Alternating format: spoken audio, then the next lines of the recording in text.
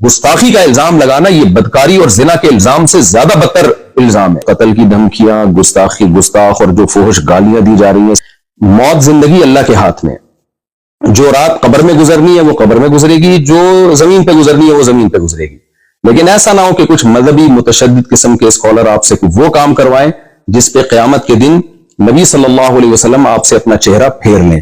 اور آپ شو تو یہ کر رہے ہو میں نے نبی کے نام پہ یہ کام کیا ہے، لیکن نبی صلی اللہ علیہ وسلم اس شدت پسندی سے کبھی بھی خوش نہیں ہو سکتے. اور اگر پھر بھی آپ یہ سمجھتے ہیں کہ یہ گستاخی ہے معاذ اللہ، تو پھر میں آپ کے سامنے کچھ بریلویوں کے چوٹی کے علماء کے حوالے پیش کرتا ہوں مختصر. تو جو فتویٰ پھر آپ نے مجھ پہ لگایا ہے ان پہ بھی لگایا. میں مانتا ہوں سارے بریلوی ایسا نہیں کرتے ہیں، ایک مخصوص طبقے کے مخصوص افراد ہیں جنہوں نے ایک پروپیگنڈا کھڑا کیا ہوا ہے اور سادہ لو عوام کو برگلا رہے ہیں کہ جی یہ واجب القتل ہے اور گستاخ ہے وغیرہ وغیرہ. اور کراچی کا ایک مولوی نہیں اور طارق مجہول مردود ایک بندہ بھی غیرت مند نہیں بیٹھا جڑا اٹھ کے انہاں سر لاوے. اس وجہ تو یہ بالکل اس بارے کوئی معافی نہیں. اس کتے نوں لگام پائی جاوے، وہ کتا بھی نہیں بڑھتا. مفتی طارق مسعود کے بیانات کے لیے مفتی صاحب کے آفیشیل چینل مفتی طارق مسعود سپیچز کو سبسکرائب کریں. بسم اللہ الرحمن الرحیم نحمدہ ونصلی علی رسولہ الکریم. جب سے کینیڈا والے بیان وہ سوسائٹی میں گیا ہے تو مسلسل سوشل میڈیا پہ ہائپ کریٹ کی جا رہی ہے اور ایک مخصوص طبقے کی طرف سے جو بہت زیادہ شدت پسندی پھیلا رہا ہے. بار بار مجھے کہا جا رہا ہے کہ یہ جو معذرت آپ نے دوبارہ کی ہے یہ بھی قابل قبول نہیں ہے. اور اس طبقے کا بنیادی مقصد یہ ہے کہ میں یہ مانوں کہ میں نے گستاخی کی ہے اور پھر میں گستاخی سے معذرت کروں. جو غلطی مجھ سے ہوئی ہے اس پہ میں بار بار معذرت کر چکا ہوں. لیکن وہ طبقہ مسلسل دھمکیاں دے رہا ہے میرے واٹس ایپ پہ، قتل کی دھمکیاں، گستاخ اور جو فحش گالیاں دی جا رہی ہیں سب کے نمبر بھی میں سیو کر رہا ہوں.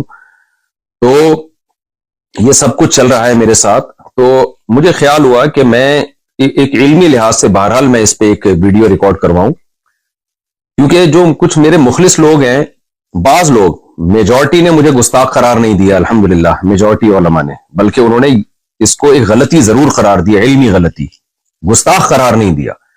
لیکن بعض ہمارے ہی بڑوں سے، بعض ہمارے ہی لوگوں نے بھی اس کو گستاخی سے تعبیر کیا اور پھر یہ کہا کہ مفتی صاحب نے جب گستاخی سے معذرت کر لی ہے تو اب ان کی جان چھوڑ دو.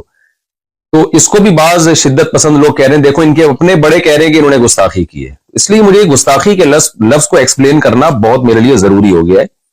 وجہ اس کی ہے کہ جو مخصوص طبقے کے کچھ لوگ ہیں جو ان کے لیڈر بہت زیادہ شدت پسندی پھیلا رہے ہیں اور اپنی عوام کو، جو عام لوگ ہیں نا، ان کو بہت زیادہ اکسا رہے ہیں میرے قتل پہ.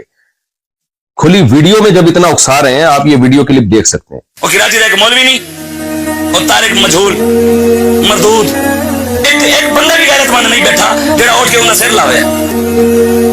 اس وجہ تو یہ بالکل اس بارے کوئی معافی نہیں.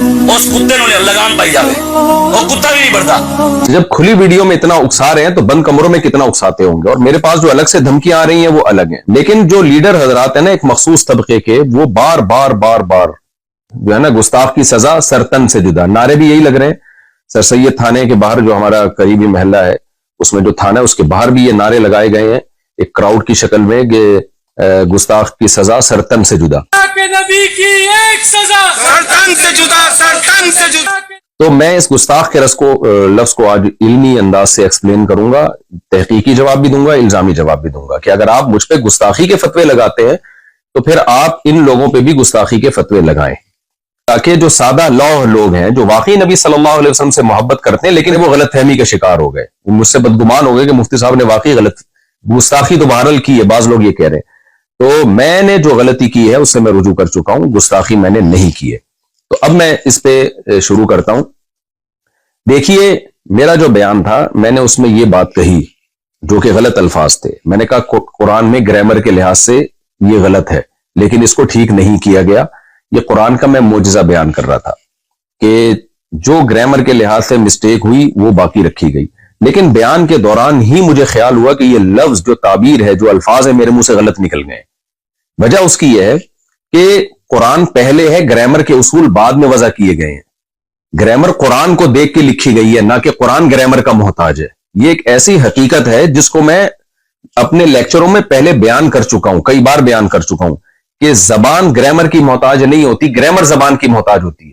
مجھے بیان کے دوران ہی اندازہ ہو گیا کہ یہ الفاظ میرے زبان سے غلط نکلے، لہذا میں نے بیان میں ہی اس کی کریکشن کی. کہ اگر ظاہری لحاظ سے اس میں کوئی غلطی لکھنے میں، ظاہری لحاظ سے، ورنہ تو اس میں بڑی حکمت ہے، گرامر کی ایک مسٹیک اگر ظاہری لحاظ سے میں مسٹیک کیا ہوں کہ تو وہ کریکشن کیا تھی جو میں نے چلائی بھی ہے کہ ظاہری لحاظ سے ہے، حقیقت میں نہیں ہے. ظاہری لحاظ سے، ظاہر کا مطلب یہ ہے کہ حقیقت میں کوئی غلطی نہیں ہے، دیکھنے میں ایسا لگتا ہے کہ گرامر کے قاعدوں کے خلاف ہے.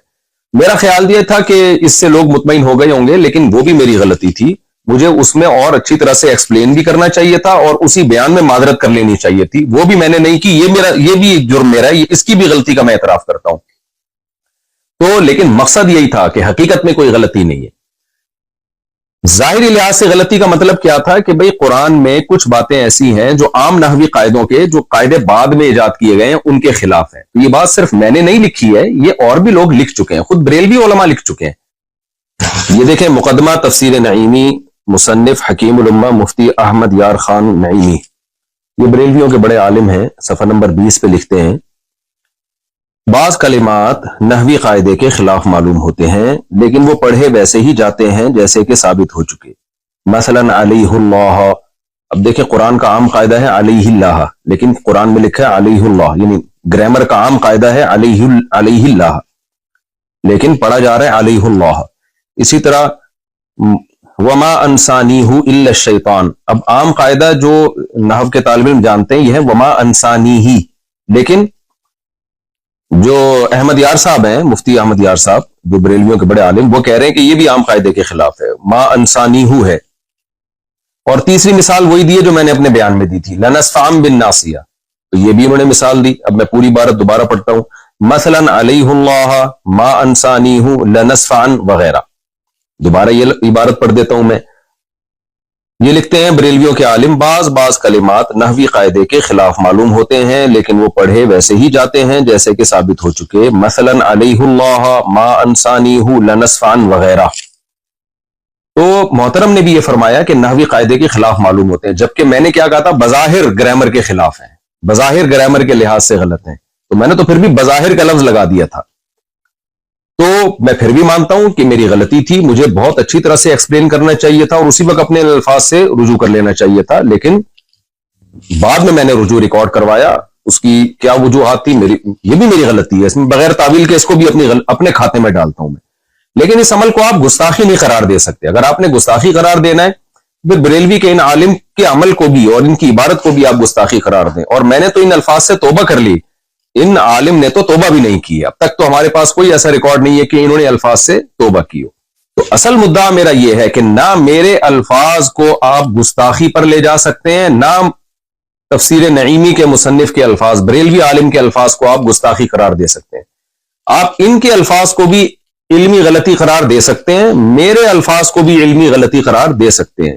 یہ علمی غلطی قرار دینے پر ہمیں کوئی اعتراض نہیں ہے، لیکن آپ اس عمل کو گستاخی مت قرار دیں، کیونکہ اگر یہ ہے تو میں گستاخ ہوں تو پھر یہ بھی گستاخ ہے، اور وہ تمام علماء گستاخ ہیں جنہوں نے اس علمی نقطے کو اس انداز سے بیان کیا ہے. دوسری روایت دیکھیں، عن ہشام بن عروة عن ابیہ قال سألت عائشة عن لحن القرآن ان هذان لساحران وعن قوله والمقيمين الصلاة والمؤتون الزكاة وعن قوله والذين هادوا والصابئون فقال يا ابن اختي هذا عمل الكتاب اخطأوا في الكتابة. رواه الطبری فی تفسیرہ جلد نمبر 1 صفحہ نمبر 18.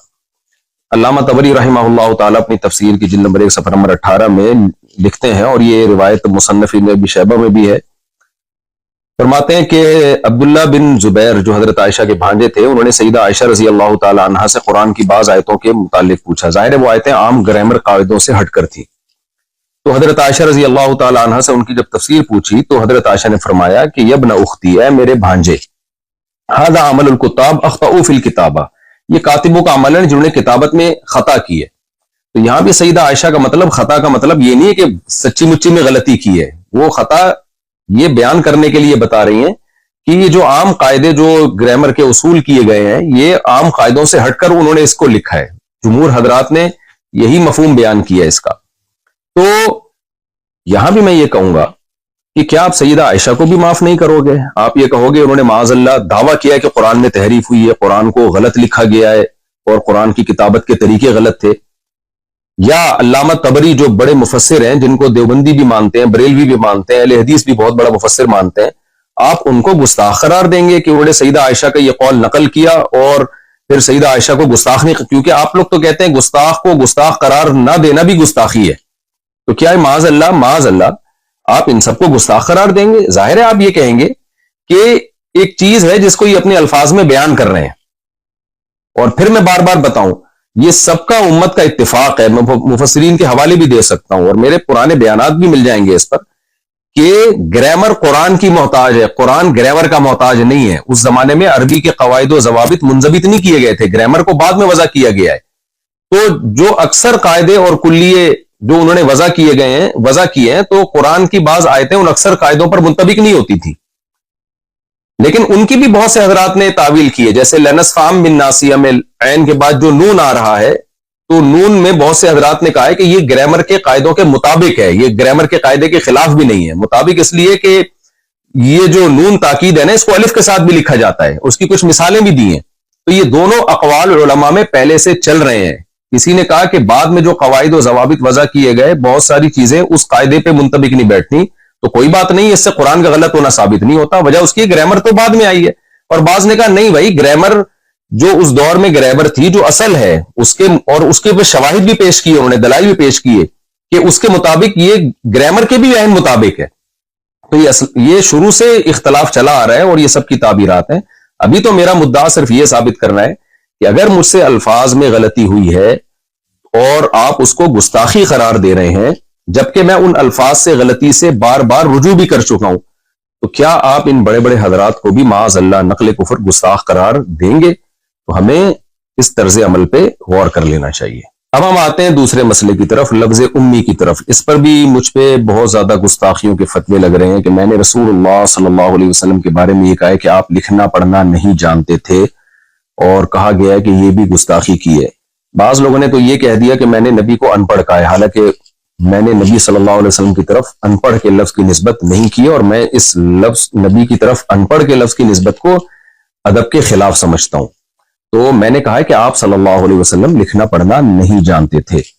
تو بعض حضرات نے یہ کہا ہے کہ نبی صلی اللہ علیہ وسلم جو تھے کسی انسان سے آپ نے نہیں سیکھا، اللہ نے آپ کو لکھنا پڑھنا سکھایا ہے، تو اس لیے میں نے جو یہ کہا کہ آپ لکھنا پڑھنا نہیں جانتے تھے، گویا یہ میں نے معاذ اللہ نقل کفر نبی کی گستاخی کی ہے، کیونکہ اللہ نے آپ کو لکھنا پڑھنا سکھایا تھا۔ دیکھیے یہاں بھی میں آپ سے عرض کروں گا، اگر آپ کی یہ رائے یہ ہے کہ اللہ نے نبی کو لکھنا پڑھنا سکھا دیا تھا، اور ہماری رائے یہ ہے کہ اللہ نے نبی کو لکھنا پڑھنا نہیں سکھایا تھا، آپ کا یعنی جب تک آپ صلی اللہ علیہ وسلم دنیا میں رہے آپ صلی اللہ علیہ وسلم امی ہی رہے، اس معنی میں کہ آپ نہ لکھنا جانتے تھے نہ پڑھنا جانتے تھے۔ تو اگر ہماری یہ رائے کا آپ سے اختلاف ہے تو اس کو ایک علمی اختلاف کہا جائے گا، اس کو بھی گستاخی نہیں کہہ سکتے۔ گستاخی آپ اس عمل کو جب کہیں گے جب ہم یہ دعویٰ کرتے ہیں کہ نبی لکھنا پڑھنا نہیں جانتے تھے اور ہمارا مقصد اس سے معاذ اللہ نبی کی توہین ہو۔ ہم تو نبی کی تعظیم میں کہہ رہے ہیں کہ جو لکھنا پڑھنا نہیں جانتے تھے پھر بھی انہوں نے ساری دنیا کو لکھنا پڑھنا سکھایا ہے، ساری دنیا میں علوم بانٹے ہیں، یہی تو نبی کا معجزہ ہے۔ اور جتنے بھی علماء ہیں لفظ امی کو جب ایکسپلین کرتے ہیں تو ایکسپلین میں ان کی مراد تعظیم ہی ہوتی ہے، توہین مراد نہیں ہوتی۔ شاید میں نے جس طرح سے ایکسپلین کرنا چاہیے تھا اس طرح سے ایکسپلین نہ کیا ہو، لیکن اس عمل کو آپ گستاخی نہیں قرار دے سکتے۔ تو اس میں بھی ہم اب دلائل کی دنیا میں جاتے ہیں۔ پہلے میں حدیث سے کچھ حوالے دوں گا آپ کے سامنے۔ تفسیر قرطبی جلد نمبر 7 صفحہ نمبر 299، اس میں عبداللہ بن عباس رضی اللہ تعالیٰ عنہ کا یہ قول ہے، آپ وہاں جا کے سرچ کر سکتے ہیں۔ قال ابن عباس رضی اللہ عنہ، ابن عباس فرماتے ہیں کان نبیکم امیا لا یکتب ولا یقرأ ولا یحسب، قال اللہ تعالی وما كنت تتلو من قبله من کتاب ولا تخطه بیمینک۔ دلیل میں بھی وہی آیت پڑھی ہے عبداللہ بن عباس نے جو میں نے بیان میں پڑھی تھی، دلیل بھی وہی دی۔ عبداللہ بن عباس رضی اللہ تعالیٰ عنہ فرماتے ہیں تمہارے نبی صلی اللہ علیہ وسلم امی تھے، لا یکتب نہ لکھنا جانتے تھے، ولا یقرأ اور نہ پڑھنا جانتے تھے۔ اور ہے نا ما انا بقاری، حدیث میں آتا ہے جب پہلی سورت نازل ہوئی ہے تو جبریل علیہ السلام نے فرمایا اقرأ، تو آپ نے کیا فرمایا تھا؟ ما انا بقاری۔ تو یہی بات عبداللہ بن عباس نے کی، ولا یحسب اور نہ حساب جانتے تھے۔ اور پھر آپ نے دلیل کے طور پہ قرآن کی آیت پیش کی وما كنت تتلو من قبله من کتاب ولا تخطه بيمينك کہ آپ کے دائیں ہاتھ نے نہیں لکھا اس کو اور آپ نے اس سے پہلے کبھی کوئی کتاب پڑھی نہیں ہے۔ اور پھر علامہ قرطبی جو ہے حدیث کی کتاب سے عبداللہ بن عمر رضی اللہ تعالیٰ عنہ سے بھی یہ روایت نقل کرتے ہیں عن ابن عمر رضی اللہ عنہما عن النبی صلی اللہ علیہ وسلم قال امت امیت لا نکتب ولا نحسب، ہم ایک امی امت ہیں، نہ ہم لکھتے ہیں نہ ہم پڑھتے ہیں۔ اچھا، بعض لوگ ہو سکتا ہے ترجمے میں یہ گڑبڑ کریں کہ نبی صلی اللہ علیہ وسلم کے بارے میں جو عبداللہ بن عباس نے فرمایا کہ نبی نہ لکھتے تھے نہ پڑھتے تھے، تو اس سے یہ کہا ثابت ہوتا ہے کہ لکھنا اور پڑھنا نہیں جانتے تھے۔ بھائی جانتے تھے لیکن لکھتے نہیں تھے۔ لیکن اگلی حدیث میں اس کو کلیئر کر دیا، آپ نے فرمایا ہم امی امت ہیں، نہ لکھنا جانتے ہیں نہ پڑھنا جانتے ہیں۔ اگر ہم اس کا ترجمہ یہ کریں گے کہ ہم نہ لکھتے ہیں نہ پڑھتے ہیں تو یہ بات تو مشاہدے کے خلاف ہو جائے گی۔ بعض صحابہ تو لکھتے بھی تھے پڑھتے بھی تھے، تو اس میں نبی نے اپنی بارے میں بتایا کہ ہم امت یعنی من حیث القوم عرب میں لکھنا پڑھنے کا نہیں آتا تھا ان کو، مخصوص لوگ ہوتے تھے جن کو لکھنا پڑھنا آتا تھا۔ تو اگلی حدیث پہلی حدیث کے مصداق کو متعین کر رہی ہے کہ نبی صلی اللہ علیہ وسلم فرمایا ہم امی ہیں، نہ ہم لکھنا جانتے ہیں نہ ہم پڑھنا جانتے ہیں۔ اور یہ حدیث صحیح ہے، مسلم میں 1080 صراحتاً بھی ہے، جو میں آپ کے سامنے پڑھ دیتا ہوں۔ عن عبد الله بن عمر رضی اللہ عنہ يحدث عن النبي صلی اللہ علیہ وسلم قال انا امت امیت لا نکتب ولا نحسب، نبی صلی اللہ علیہ وسلم نے فرمایا کہ ہم امی امت ہیں، نہ ہم لکھنا جانتے ہیں نہ ہم حساب و کتاب کرنا جانتے ہیں۔ تو پھر بھی اگر آپ کا اختلاف ہے کہ نہیں بھئی نبی صلی اللہ علیہ وسلم کو اللہ نے لکھنا پڑھنا سکھا دیا تھا، تو یہ علمی اختلاف کہلائے گا۔ اس میں آپ کہیں گے ہمارا اس میں مفتی طارق مسعود صاحب سے اور جمہور امت سے اختلاف ہے، اس کو آپ گستاخی نہیں قرار دے سکتے۔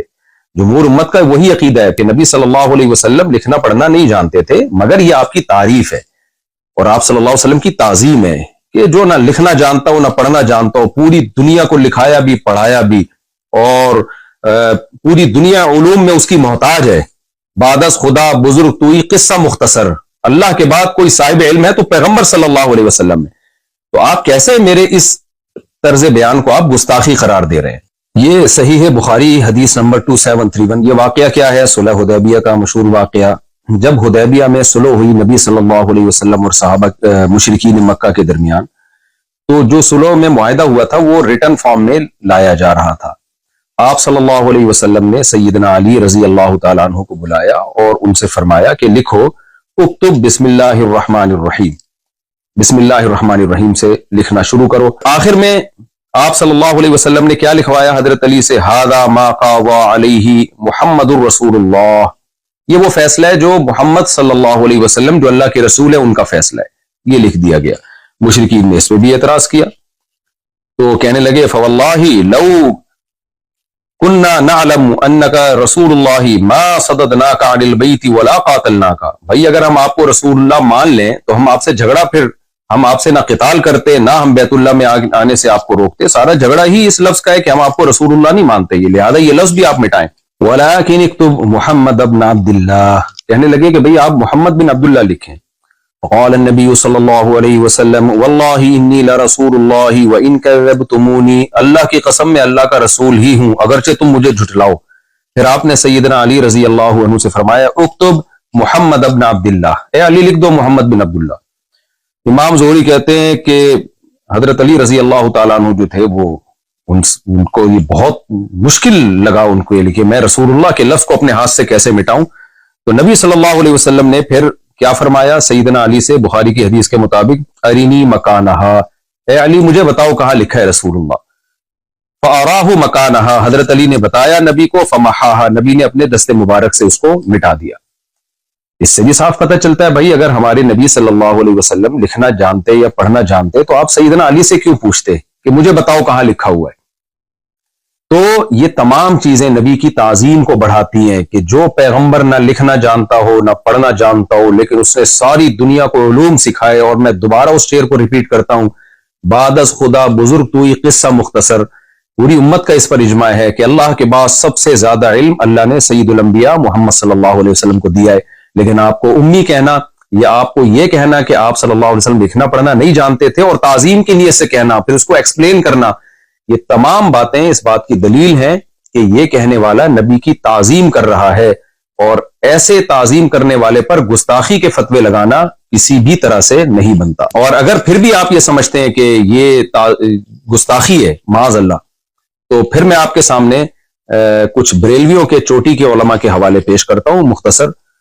تو جو فتویٰ پھر آپ نے مجھ پہ لگایا ہے ان پہ بھی لگائیں. کنز الایمان ما خزائن العرفان، امام احمد رضا خان بریلوی صاحب، ان کی تفسیر، انہوں نے قرآن کی جو آیت ہے فآمنوا باللہ ورسولہ النبی الامی الذی یؤمن باللہ وکلماتہ، اس آیت کی تفسیر میں لکھتے ہیں اللہ اور اس کے رسول بے پڑھے غیب بتانے والے.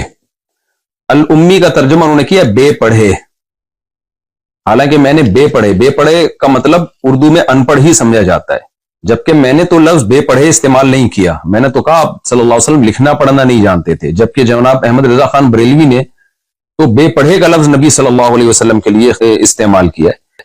اور میرا ایک کلپ موجود ہے جناب امام احمد رضا خان کے فیور میں، آپ وہ یوٹیوب پہ سرچ کر سکتے ہیں کہ میرے سامنے کسی نے کوئی عبارت نکالی اور کہا کہ اس سے تو ان کی گستاخی ثابت ہو رہی ہے، تو میں نے اس کی تعویل کی.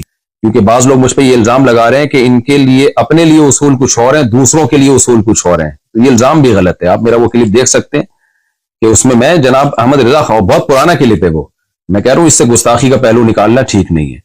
تو جب ہم جناب احمد رضا خان بریلوی سے بیسیوں اختلافات کے باوجود ان کی اس بے پڑھے لفظ سے گستاخی کا پہلو نہیں نکال رہے، تو آپ ہمیں لفظ امی کو ایکسپلین کرنے میں آپ ہمیں کیسے گستاخ قرار دے سکتے ہیں؟ ایک اور حوالہ مظہر القرآن، تفسیر مظہر القرآن جلد اول میں بریلویوں کے بہت بڑے عالم ہیں شیخ الاسلام مفتی شاہ محمد مظہر اللہ دہلوی، یہ اپنی کتاب میں لکھتے ہیں اللہ تعالیٰ نے مجھے یعنی محمد صلی اللہ علیہ وسلم کو پچھلی کتابوں میں امی لقب سے یاد فرمایا. آگے اس کی ایکسپلینیشن، اس کی روایت کی کو ایکسپلین کرتے ہوئے کہتے ہیں اس لیے کہ آپ ان پڑھ تھے. اب آپ دیکھیں انہوں نے تو آپ کے لیے ان پڑھ کا لفظ استعمال کیا ہے، میں نے تو ان پڑھ کا لفظ بھی استعمال نہیں کیا. پھر آگے کہتے ہیں یا اس وجہ سے کہ آپ ام القریٰ یعنی مکہ میں پیدا ہوئے تھے، ان پڑھ ہونا حضور کے لیے بڑا فخر ہے، نہ کہ نہ پڑھے نہ لکھے اور وحی کے ذریعے سے بڑے بڑے لوگوں کو دنیا اور دین کے انتظام سکھائے. دوبارہ میں ان کے الفاظ کو ریپیٹ کر دیتا ہوں. کہتے ہیں اس لیے کہ آپ صلی اللہ علیہ وسلم ان پڑھ تھے، اور پھر آگے فرمایا کہ حضور کی ان پڑھ ہونا حضور کے لیے بڑا فخر ہے کہ نہ پڑھے نہ لکھے اور وحی کے ذریعے سے بڑے بڑے پڑھے لکھوں کو دنیا اور دین کے انتظام سکھائے. یہی بات تو ہم پورے بیان میں کہتے رہے ہیں، پھر بھی ہم نے ادب میں ان پڑھ کا لفظ استعمال نہیں کیا. لیکن جو بریلویوں کے یہ بڑے عالم ہیں انہوں نے تو ان پڑھ کا لفظ بھی استعمال کر لیا اور نہ پڑھے نہ لکھے کا لفظ بھی استعمال کر لیا. اور ان کو اس طرح کی عبارتوں کو ہم نے یہی کہا کہ بھائی ان کا مقصد نبی کی تعظیم تھی، توہین نہیں تھی. پورا میرا بیان جو کینیڈا میں ہوا ہے پورا نبی کی تعظیم اور قرآن کی صداقت میں بیان ہوا ہے. آپ مجھے گستاخ قرار دیتے ہیں میرے ان جملوں کی وجہ سے، تو پھر آپ ان بزرگوں کی طرف بھی آئیے اور ان کو بھی آپ گستاخ قرار دیں. فتاوی رضویہ جلد نمبر 14 صفحہ نمبر 237، اس میں جناب احمد رضا خان بریلوی صاحب لکھتے ہیں کیا یحرفون الکلم عن مواضعہ کے سر پر سینگ ہوتے ہیں؟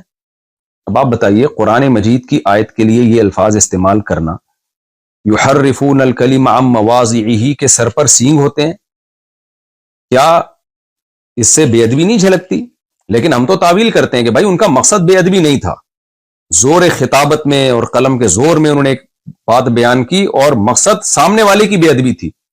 لیکن اول نظر میں آپ کو کیا لگ رہا ہے؟ دوبارہ میں پڑھ دیتا ہوں، یہ کیا کہتے ہیں یحرفون الکلم عن مواضعہ، کیا یحرفون الکلم عن مواضعہ کے سر پہ سینگ ہوتے ہیں؟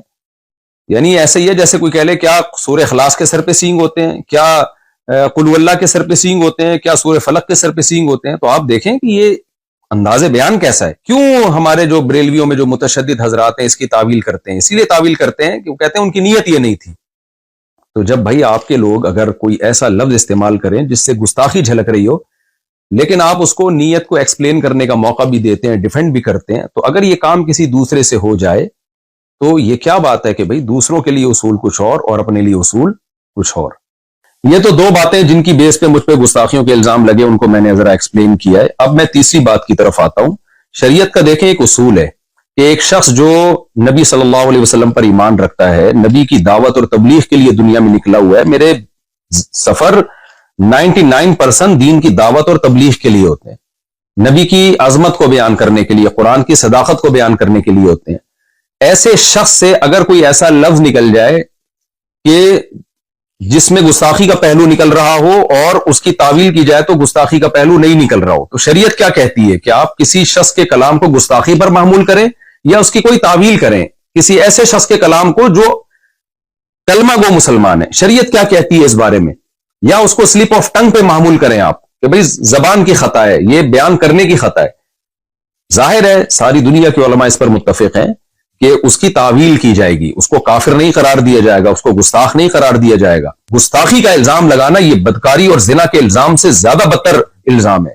تو بہت بڑا جرم ہے جس کی نسبت آپ کر رہے ہیں. تو اتنے بڑے جرم کے لیے ثبوت اور شواہد اسی حساب سے ہونے چاہیے. فوائد السالکین میں صفحہ 278 کے حوالے سے یہ بات لکھی ہوئی ہے. خواجہ معین الدین چشتی قدس سرہ نے فرمایا کہ میں حضرت مخدوم شیخ یوسف چشتی قدس سرہ کی خدمت میں حاضر تھا کہ ایک شخص بیعت کے ارادے سے آیا. خواجہ کے قدموں میں اپنا سر رکھا اور عرض کیا کہ بیعت کے لیے حاضر ہوا ہوں. خواجہ پر کیفیت طاری تھی. فرمایا کہ اگر تم کہو کہ لا الہ الا اللہ چشتی رسول اللہ تو میں تمہیں مرید کر لوں. کیونکہ وہ شخص دھن کا پکا اور سچا تھا، اس نے فوراً اقرار کر لیا. خواجہ نے بیعت کے لیے اسے اپنا ہاتھ دیا اور اسے بیعت کر لیا. پھر فرمایا کہ سنو میں کون ہوں اور کیا ہوں. محمد رسول اللہ صلی اللہ علیہ وسلم کے دربار کے کمینے غلاموں میں سے ایک ہوں. کلمہ وہی ہے مگر میں نے تیرے کمال اور اعتقاد اور صدق کو آزمایا تھا. یہاں معین الدین چشتی اور ان کے شیخ یوسف چشتی ان کا یہ واقعہ ہے. مقصد ابھی مجھے لا الہ الا اللہ چشتی رسول اللہ کا ڈیفینڈ کرنا یا اس کی مخالفت یا حمایت نہیں ہے، وہ ٹاپک سے بات ہٹ جائے گی.